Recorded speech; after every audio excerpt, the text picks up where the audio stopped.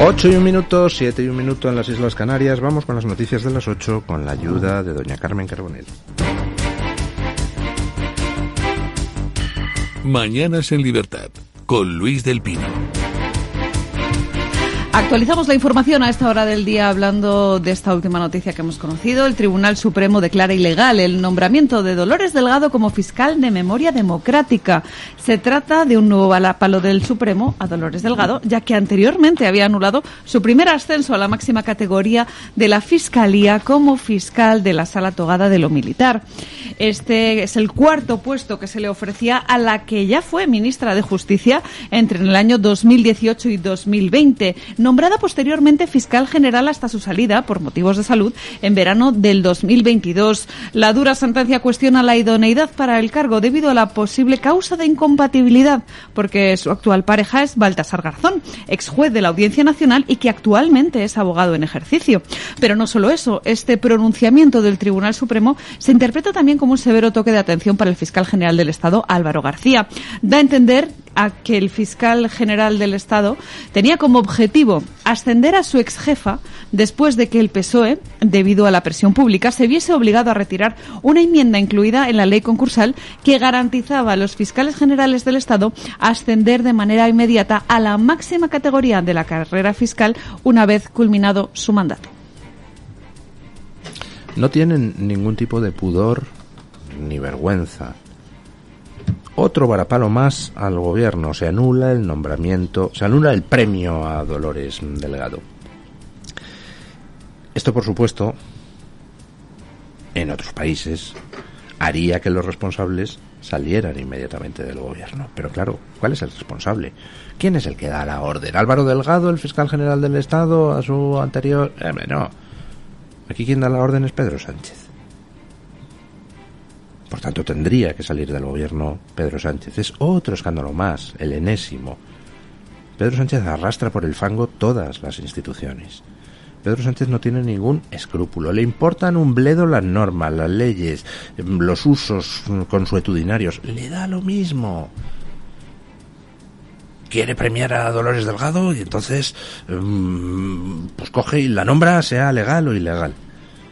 Ordena que la nombre Álvaro Delgado, que es simplemente un mandado. También tendría que dimitir por ser un mandado. El fiscal general del Estado está para hacer otras cosas, no de recadero. Y la pregunta es, ¿y exactamente qué es lo que tiene que agradecerle Pedro Sánchez a Dolores Delgado como para no importarle el saltarse las normas para premiarla? Para premiarla con un nombramiento que acaba de ser declarado ilegal. ¿Qué le tiene que agradecer a esa Dolores Delgado que se reunía con Villarejo y le reía las gracias de lo de información vaginal, éxito asegurado? ¿Qué tiene que agradecerle a la mujer de Baltasar Garzón, expulsado de la carrera judicial por prevaricación? Ojo, por espiar las conversaciones abogado-cliente, vulnerando uno de los derechos fundamentales que tenemos los españoles, que es el derecho de defensa, y que luego se dedica a representar, pues en fin, a gente pues como Petróleos de Venezuela y gente tan recomendable como esas cosas.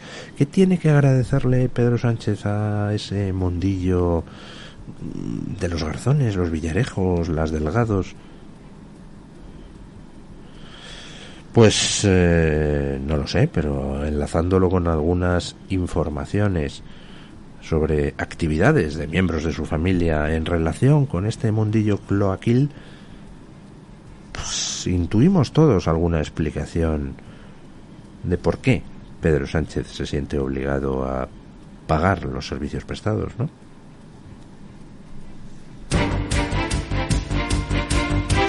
Hablamos ahora de fondos públicos y de lo que se puede hacer con ellos. El Gobierno de Castilla y León otorga 20 millones de euros a cheques bebé para 7.500 familias. Se trata de la misma cantidad, 20 millones de euros, que recortaron en las subvenciones a sindicatos y patronal en Castilla y León, si bien no se trata de una resignación de partida, porque Partido Popular y Vox directamente han eliminado las subvenciones directas a sindicatos. Esta cantidad irá destinada al bono nacimiento, es decir, 20 millones de euros a repartir entre 7.500 familias que registren un nacimiento a lo largo del año. La medida va encaminada al fomento de la natalidad, una una de las prioridades del gobierno autonómico que dirigen el popular Alfonso Fernández Mañueco y su vicepresidente de Vox, Juan García Gallardo. Vamos a ver, ¿queremos proteger el planeta y el medio ambiente? Pues entonces quitamos las subvenciones a los sindicatos y los caladeros de gambas pues podrán recuperarse adecuadamente, por ejemplo. Y dedicamos el dinero a cosas útiles, como por ejemplo a ayudar a las parejas que quieren tener niños. Fíjense, 20 millones se le quitan a los sindicatos y 20 millones se dan en cheques bebé. A mí me parece estupendo, ¿a ustedes no? Los sindicatos, pues que los paguen sus afiliados. A mí, si los sindicatos los pagan sus afiliados, las gambas que coman me importan un soberano bledo.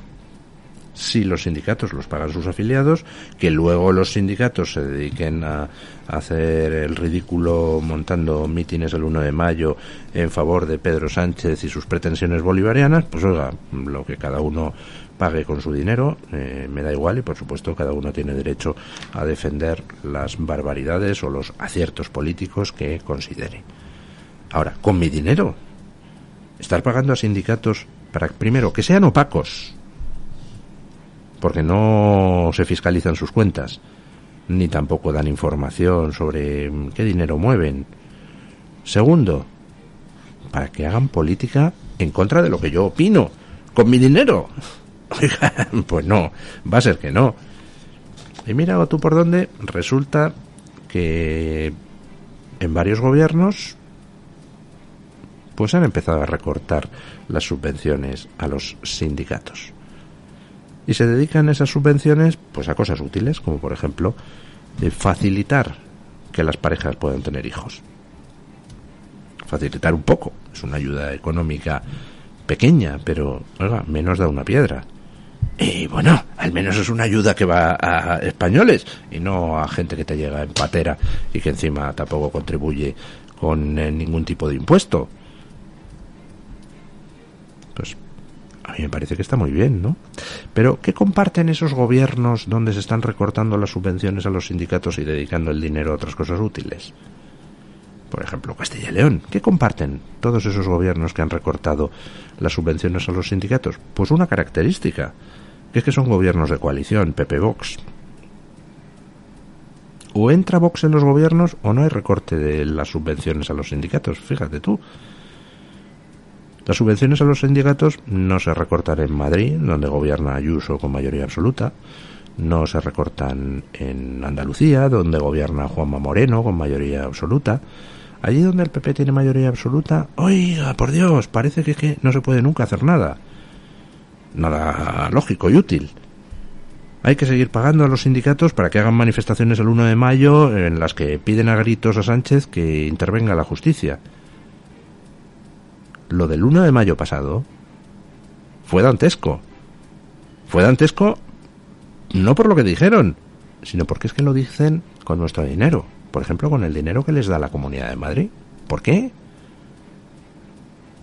¿Por qué no pueden los gobiernos del PP en mayoría absoluta recortar las subvenciones a sindicatos que ni representan a ningún trabajador, ni actúan en favor del bien común, sino que hacen la política del Partido Socialista y de la izquierda en general, y además no cualquier política, sino la política destinada a destruir las instituciones? ¿Por qué gobiernos del PP con mayoría absoluta financian a sindicatos, por ejemplo, que apoyan la inmersión lingüística en Cataluña, o apoyan a los procesados del golpe de Estado de 2017, o apoyan a los presos de ETA en el País Vasco?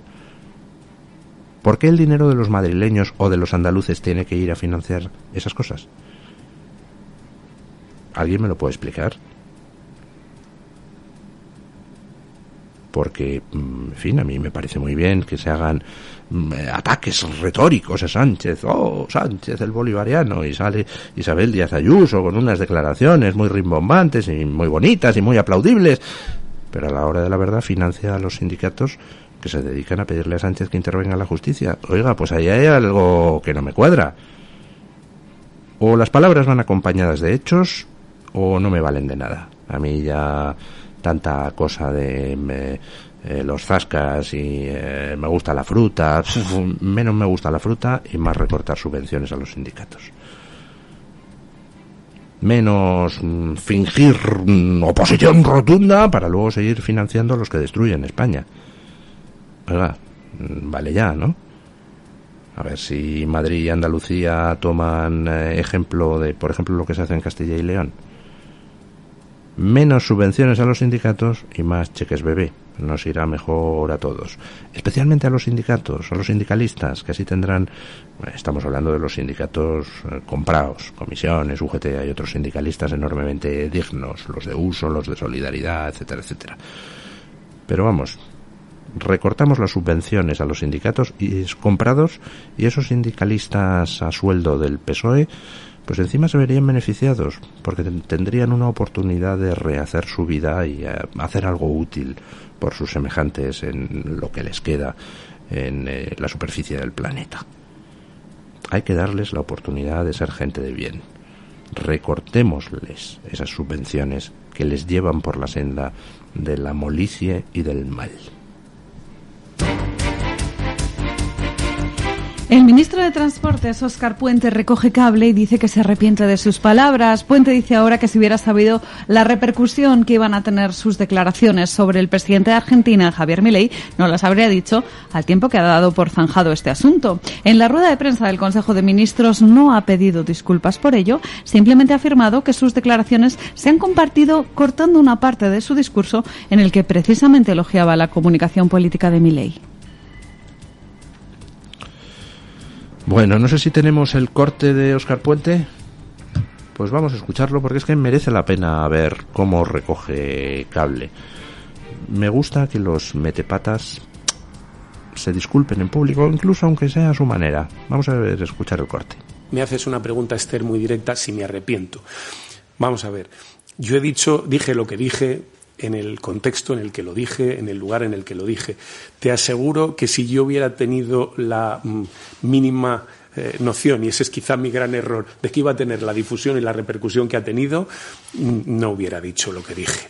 A veces uno, y ese es el error, cree que está hablando por una audiencia de 200 personas. Yo estaba en la Universidad de Salamanca, por cierto, hice un discurso de media hora. Se ha cortado parte del discurso justo cuando empezaba a elogiar a Milei desde el punto de vista de la comunicación política. No sé, pero seguramente le hubiera gustado escucharlo, ¿no? Ay, se han cortado sus palabras justo en el momento en que después de llamarle drogadicto iba a elogiarle. Oh, jolín, pobre Óscar Puente. ¿Qué cosas le hacemos? Dicen, no sabía que iban a tener esta repercusión. No, hombre, ¿cómo vas a saber que iba a tener esa repercusión? Total, solo eres un ministro del gobierno de España llamando drogadicto a un presidente de gobierno extranjero. ¿Se fijan ustedes cuando el gobierno de Sánchez se humilla? Cuando le plantan cara y cuando le dicen, machote, ¿cómo has dicho? ¿Que me llamas drogadicto? Mira, empieza por dar explicaciones por la corrupción en que presuntamente está enfangada tu mujer. Y segundo, deja de arruinar al reino de España pactando con separatistas. Deja de arruinar la vida de las mujeres con la inmigración ilegal descontrolada. Deja de arruinar a los españoles con tus políticas socialistas que solo traen miseria y muerte. Vamos, le pegó un palo argumental el gobierno argentino de tamaño descomunal. Y entonces se arruga Pedro Sánchez. Pedro Sánchez es de los que se muestra chulito cuando cree que está ante el margi de la clase, pero cuando le plantan cara, ay, perdón, no creí que mis declaraciones fueran a tener... Pero chico, estamos en el siglo XXI. Aunque estés hablando para un auditorio de 200 personas, pues evidentemente cualquier cosa que digas, eres un ministro de España y va a correr por las redes. Y no creo que no seas consciente de ello. Lo que pasa que, claro, resulta que habéis topado con un gobierno extranjero a quien le importa un bledo el control que vosotros podéis tener en los medios de comunicación españoles. Un gobierno extranjero que, además de publicar una carta durísima, que por cierto desgasta a Sánchez mucho más que cualquier crítica interna que reciba, pues además de publicar esa carta, el gobierno extranjero, me supongo yo que habrá hecho llegar a Sánchez por las vías adecuadas el mensaje de que si se insulta a un determinado país, pues se ponen en riesgo las relaciones comerciales con ese país. Y les aseguro que hay muchas relaciones comerciales entre España y Argentina. Y entonces, pues Pedro Sánchez le dice a Óscar Puente que saque la pata que ha metido. Óscar Puente tiene un grave problema, que es la falta de educación. Alguien puede dedicarse a decir todas las chorradas de barra de bar que le apetezca, pero si alguien es ministro, pues hombre, no está muy conforme con el cargo ese tipo de comportamiento. Además es particularmente maleducado Pedro Sánchez. Nos ha costado encontrar a alguien más maleducado que Óscar Puente, pero lo hemos encontrado, y también es socialista, escuchen. En el Ayuntamiento de Garrucha, Almería, la madre de un edil del PSOE lanza heces y orines en el despacho de otro concejal. Isabel Fernández es la madre de un concejal del PSOE, ahora en la oposición, y el destinatario de su lanzamiento es Álvaro Cáceres, teniente de alcalde del municipio. Al parecer, la agresora había pedido cita para hablar de algún aspecto de limpieza en la vía pública, y lo que hizo fue sacar un pequeño cubo del bolso que portaba y arrojar su contenido mientras se regocijaba de sus actos, según consta en la denuncia. Oiga, qué socialista es esto, ¿verdad? Cogen, entran en el despacho, bueno, pierden la alcaldía, y pierden la alcaldía porque resulta que en Garrucha gobernaba el PSOE y ahora pues gobierna una coalición donde están Izquierda Unida donde está un grupo de la órbita Podemoide, más el PP, más, bueno, toda la oposición que se unió para echar al alcalde. Y entonces no lo deben de llevar muy bien los socialistas.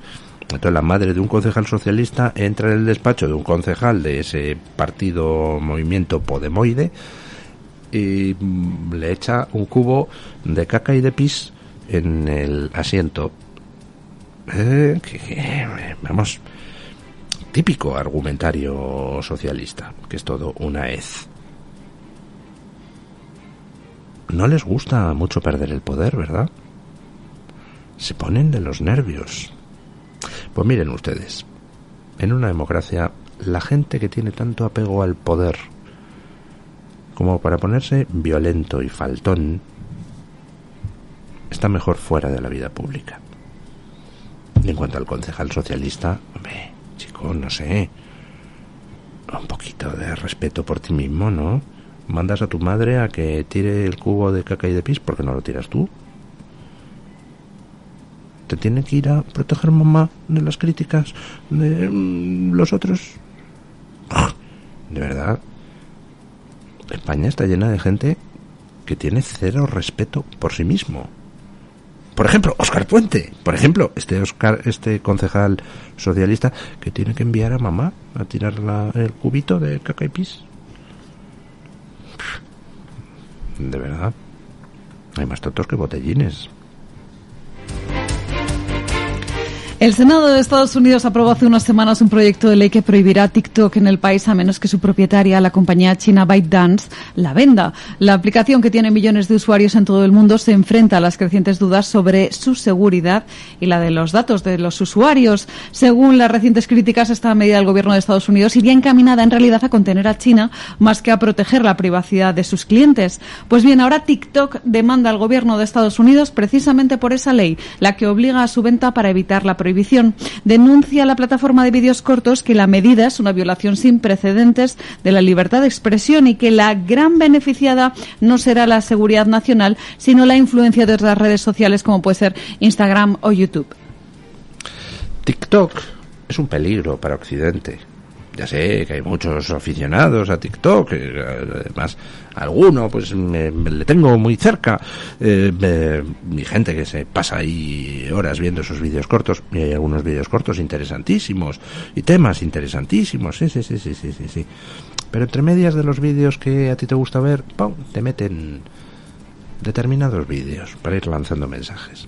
Y luego lo peor de todo, que al final, ¿a dónde van los datos de los usuarios? Pues al final TikTok es una aplicación china. Y al final a la gente pues se la puede controlar muy bien viendo qué es lo que ve y en lo que invierte su tiempo. Esa información pues es muy útil de cara al futuro. Por por ejemplo, para chantajear a alguien, por ejemplo, para ver quién tiene problemas financieros y además es funcionario del gobierno y entonces pues puede ser comprable. Existen muchas maneras de utilizar la información. Vamos, que les voy a contar a ustedes. Las empresas comerciales utilizan la información que recopilan de las redes pues para ofrecernos productos personalizados y para descuentos pensados específicamente para nosotros. Con nuestra actividad en redes se pueden hacer muchas cosas. Los registros de actividad nuestros en redes hablan de nosotros. En manos de las empresas, pues se transforman en mejores campañas de marketing para tratar de que compremos sus productos o servicios. Pero en manos de gobiernos extranjeros son un arma peligrosísima. Y en Estados Unidos, pues está empezando a reaccionar. Entonces ahora los chinos demandan a Estados Unidos porque Estados Unidos ha dicho que o venden la empresa filial americana a una empresa americana, lo cual permitiría, por ejemplo, auditar todo el código fuente que se esté utilizando para ver qué se hace con los datos, qué tipo de vídeos se le sugieren a la gente, o cierran TikTok. Y entonces los chinos han reaccionado demandando al gobierno americano. Bueno, pues que demanden.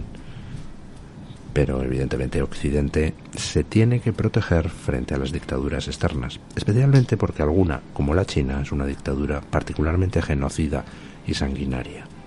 Tenemos al otro lado del hilo telefónico a don Juan Carlos Tellez, redactor jefe de Voz Media. Buenos días, don Juan Carlos. ¿Qué tal, don Luis? Muy buenos días. Saludos para todos los oyentes desde Voz Media. Hoy en Voz.us seguimos muy pendientes de la actualidad judicial, especialmente en lo referente al expresidente Donald Trump. Continúa el juicio que se sigue contra él en Nueva York por el supuesto uso de dinero oculto para pagar el silencio de la actriz para adultos Stormy Daniels en una supuesta relación con el expresidente. Pues bien, ayer fue el turno de declaración para Stormy Daniels, que testificó en una acalorada audiencia que desató la indignación del equipo legal de Trump. La actriz de cine para adultos dio detalles de la supuesta relación con Donald Trump que se excedían, en opinión del equipo legal de Trump, del objeto del caso, hasta el punto de que los abogados del expresidente pidieron la nulidad del juicio. La moción fue denegada por el juez Juan Merchan, que lleva el caso, pero incluso el magistrado reconoció que el testimonio de Daniels fue completamente inapropiado, lo que ha dado numerosa munición a los enemigos de Donald Trump. También pendientes de ese caso que se sigue contra el expresidente por el supuesto manejo indebido de documentos clasificados, un caso mucho más peliagudo para el expresidente Donald Trump, en el que en esta ocasión ha recibido una buena noticia porque una juez federal ha pospuesto indefinidamente este juicio por el manejo de documentos clasificados. El proceso debía iniciarse el próximo 20 de mayo, se iba a juntar con el caso judicial que se sigue en Nueva York, pero ahora no tiene fecha definida y esto podría beneficiar al expresidente, al menos en cuanto al manejo de su campaña electoral. Ya sabéis que mientras Trump está sumido en audiencias y en juicios, en este caso en Nueva York, no puede hacer campaña como a él le gustaría y eso lo lleva denunciando desde hace varias semanas. Y no nos queremos despedir sin recomendar a la audiencia un reportaje sobre la influencia de Qatar en Occidente y muy especialmente en las manifestaciones antisemitas en las universidades estadounidenses. Varios analistas revelan que no se trata de protestas espontáneas, ya lo sospechábamos, y que el gobierno catarí lleva años financiando y promoviendo este odio contra Israel que ahora se ve reflejado con violencia en las universidades estadounidenses. También un reportaje de Qatar sobre cómo lava su imagen en Occidente y ya os adelantamos que Europa está bastante influenciada por este régimen catarí. Bueno, y por cierto, que han empezado también las protestas en universidades españolas. En Estados Unidos ya les están desalojando y aquí en España están empezando a ocupar campus los antisemitas de hoy en día. Muchas gracias, don Juan Carlos.